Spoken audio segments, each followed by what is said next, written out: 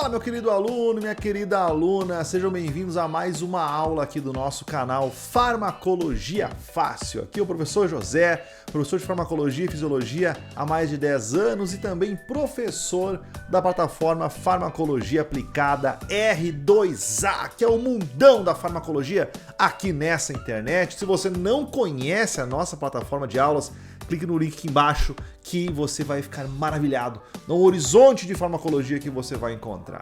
Pois bem, nesse mês, a partir de muitas sugestões de alunos, eu estou trazendo temas na lousa, temas de aulas desenhadas com alguns mecanismos, algumas explicações direcionadas. E nessa aula eu vou explicar nada mais, nada menos que o eixo de sinalização do nosso organismo que muitos fisiologistas já tatuaram no seu corpo. Por quê? Porque é algo clássico, sabe aquele contato, aquela transmissão clássica da fisiologia que impacta diretamente na farmaco, porque afinal é através desse sistema que muitos alvos farmacológicos foram desenvolvidos. Eu estou falando do sistema renina, angiotensina, aldosterona, que inclusive eu explico em outras aulas aqui do nosso canal, mas nunca esse desafio foi posto a mim no quadro em uma aula desenhada. Então eu trago para você a explicação de como funciona o estímulo inicial e o passo a passo do sistema renina, angiotensina, aldosterona. Show? Então vamos para a aula.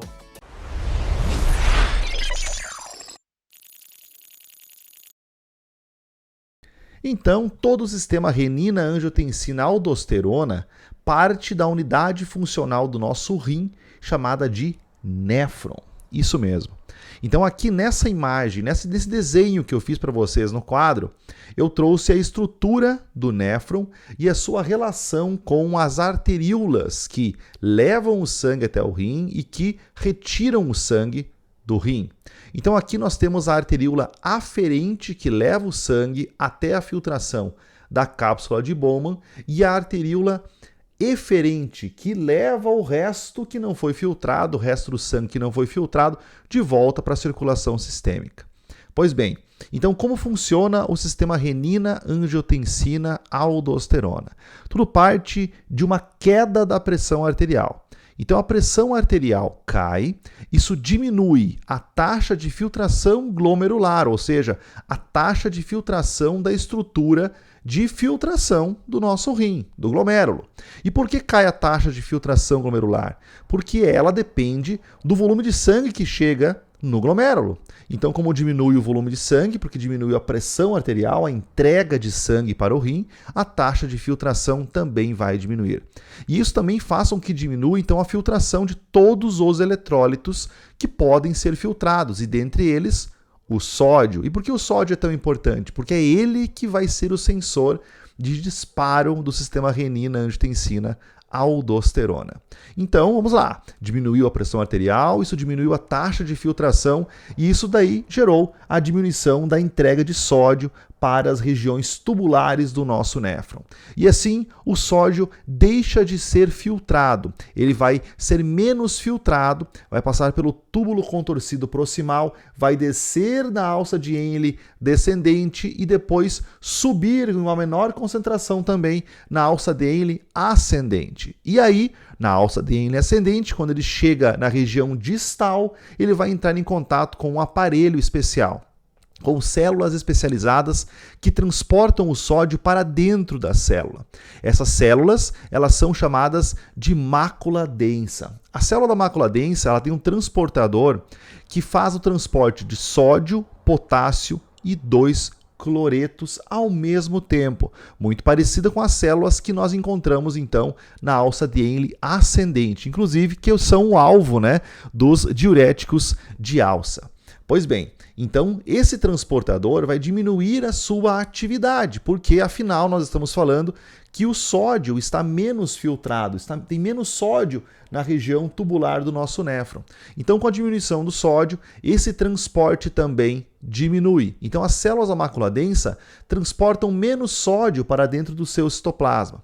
Essa diminuição do sódio é um sinal para a síntese de COX-2, isso mesmo, ciclooxigenase do tipo 2, e ela vai produzir então prostaglandinas. As prostaglandinas vão passar de uma forma paracelular para células adjacentes às células da mácula densa, que estão conectadas com o sistema glomerular. Essas células são chamadas de células justaglomerulares, isso mesmo. Então as prostaglandinas vão atuar nas células justaglomerulares, ativando receptores de prostaglandinas. Esses receptores aumentam AMP cíclico, que gera então o estímulo para a síntese da pré-prorenina, da prorenina e da renina. Então, lá no começo, diminuiu a entrega de sódio no nosso néfron e isso gerou então a liberação de renina. Esse aparelho, que é o conjunto da mácula densa com as células justaglomerulares, é o famosérrimo aparelho justaglomerular que libera renina. Pois bem, uma vez liberada a renina, o objetivo dela então é fazer com que haja regulação da pressão arterial, o aumento da pressão arterial e o aumento da recaptação ou da manutenção do sódio no nosso sangue. E ela vai tentar fazer isso. Então a renina ela cai na circulação e quando ela cai na circulação ela vai encontrar uma substância produzida pelo fígado chamado de angiotensinogênio. Isso mesmo. O angiotensinogênio é um peptídeo, um polipeptídeo de vários aminoácidos que quando encontra renina é clivado e dá origem então à angiotensina 1.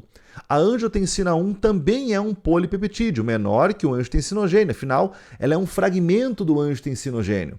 E aí, então, a renina atua sobre o angiotensinogênio, produzindo angiotensina 1, e a angiotensina 1 vai circular no nosso organismo até chegar à circulação pulmonar e entrar em contato com a ECA, a enzima conversora de angiotensina. A ECA, por sua vez, também cliva a angiotensina 1, produzindo a angiotensina 2. Pois bem, a angiotensina 2 é a substância vasoativa mais importante de todo o sistema que estamos discutindo. A angiotensina 2 ela vai estimular a pituitária a liberar ADH, o ADH vai aumentar a recaptação ou a absorção do rim para o nosso organismo de volta, um retorno de água, isso aumenta o volume plasmático e dilui o nosso sangue. Ela também atua nos vasos, gerando vasoconstrição, no miocárdio, fazendo o remodelamento cardíaco, que com o tempo, o efeito sustentado da angiotensina 2 pode gerar um remodelamento do tecido cardíaco e levar a um estado de insuficiência cardíaca. Ela também atua no sistema simpático, estimulando todo o sistema nervoso autônomo simpático e principalmente ela atua nos rins. Então, esse efeito da angiotensina 2 já tem uma tendência em aumentar a pressão arterial. Então, um dos objetivos da renina já foi completo. Mas como que ela vai aumentar a recaptação de sódio? Pois bem, a angiotensina 2 não consegue fazer isso na magnitude necessária. Então, ela vai atuar no nosso rim, na região da suprarrenal, uma glândula que sintetiza hormônios com base no colesterol e vai estimular a liberação de aldosterona. A aldosterona que vai fazer então a recaptação de sódio e água no sistema renal. Acompanhem comigo. A aldosterona vai agir em células das últimas porções do nosso néfron, com o objetivo de aumentar a recaptação de sódio e água. Como que ela funciona? Então, a aldosterona é um hormônio esteroidal que vai entrar dentro da célula e encontrar o seu receptor, o receptor mineralocorticoide. Inclusive, a aldosterona também leva esse nome como hormônio mineralocorticoide. Ela, quando se liga ao seu receptor citoplasmático, vai para o núcleo da célula e estimula a transcrição de alguns transportadores, como, por exemplo, o transportador sódio-potássio ATPase, que tira sódio de dentro dessa célula e joga para regiões que vão ter acesso ao nosso organismo, ou seja, gera uma recaptação do sódio e joga o potássio de fora para dentro do citoplasma da célula. Além disso, ela vai atuar também aumentando a síntese de um transportador chamado ENaC, que capta o sódio da urina e manda para dentro da célula. Ou seja, o efeito da aldosterona simplesmente é tirar o sódio de dentro do filtrado renal, mandar para a célula e depois mandar para dentro do organismo. Isso aumenta a recaptação de sódio para dentro do nosso corpo. E ao mesmo tempo, como a passagem do sódio para dentro do organismo a partir da célula depende da troca com o potássio, ela acaba também eliminando o potássio pela urina.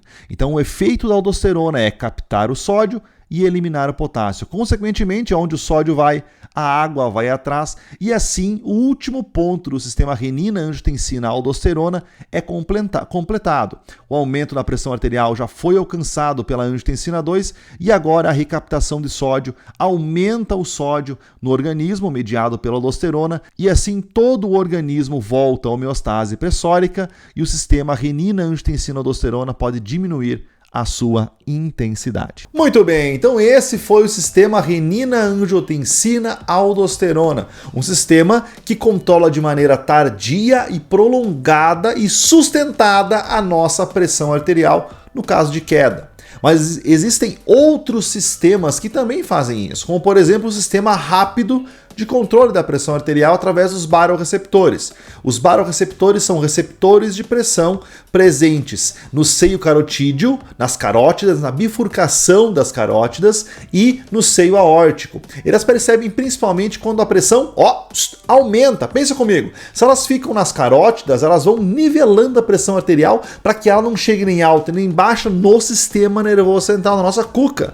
Por isso que quando aumenta a pressão, é estimulado os barorreceptores e eles mandam um sinal para o nosso bulbo no trato solitário para bloquearem o simpático. Olha que simples. Bloqueando o simpático é menos noradrenalina na periferia, frequência cardíaca baixa, força cardíaca diminui, vasodilatação acontece e aí a nossa pressão cai. Esse sistema, ele é um sistema rápido. Quando eu tenho uma queda da pressão arterial, a falta de disparo dos barorreceptores permite a resposta do simpático e aí isso faz com que a frequência aumente, o batimento aumente e a pressão volte ao normal. Esse, como eu disse, é o sistema rápido, estritamente nervoso. Quando nós falamos do sistema renina-angiotensina-aldosterona, nós estamos falando de um sistema hormonal. Você viu na aula de hoje, uma sinalização que depende de muitas etapas. E esse sistema não para nunca. Eu sempre tenho angiotensina 2 circulando no organismo, agindo então como vasoconstritor e aumentando a pressão arterial. Na verdade, mantendo ela no nível correto. E não sei se você notou, mas nesse sistema nós temos vários alvos de antihipertensivos. Por exemplo, nós temos os diuréticos, que vão aumentar a função de excreção de sódio e água. Nós temos os inibidores da ECA, daquela enzima que converte angiotensina 1 e angiotensina 2, como o enalapril, por exemplo. Nós temos a losartana, que é um bloqueador de receptores de angiotensina 2, ou seja, que bloqueiam os receptores, aonde a angiotensina 2 vai fazer o efeito dela. Nós temos bloqueadores de canais de cálcio, que promovem vasodilatação, alguns são mais seletivos para a periferia e outros mais seletivos para o nosso coração. E nós temos os beta-bloqueadores, que fazem diminuição da frequência cardíaca e da força cardíaca, muito mais relacionados com os barorreceptores, é claro, o sistema simpático, mas que impactam em todo o sistema como um todo. Existem mais antihipertensivos, então eu peço para você, o que você acha? Quer uma aula só de antihipertensivos? Deixa aqui nos comentários. Quer que eu explique no quadro como funcionam os diuréticos? Comenta aqui nessa aula e aproveita aí, segue o nosso canal, se inscreva no canal e ative as notificações para não perder nenhuma aula que esse professor ama colocar para você na internet.